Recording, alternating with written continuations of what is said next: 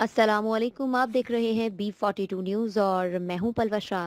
देखते हैं आबिद अली की ये report. Malak Abad Hussain B42 news channel programme जुर्म आखिर जुर्म में अपनी टीम के हमरा जिसमें सरदार इमरान हयात, राजा रियाज, कैमरामैन मलक नासिर के साथ मोरखा 9 नवंबर को फतेह जंग खोड रोड पर अपनी असाइनमेंट पर मौजूद थे।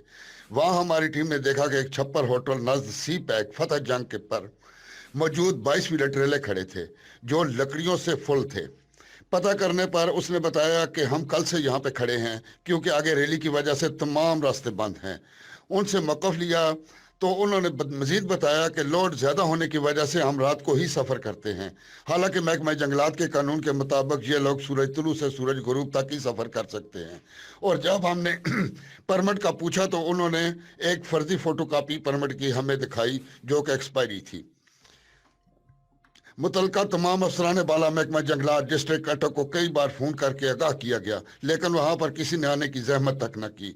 गाड़ी ड्राइवर का मौक़िफ़ था कि हमारी काफ़ी तादाद में गाड़ियां रोज़ाना की बुनियाद पर आती हैं जो कि लिया बखर से KPK तक जाती हैं, जिनको चेक न करना महकमा की गफलत और मबीना करप्शन को जाहिर करता है।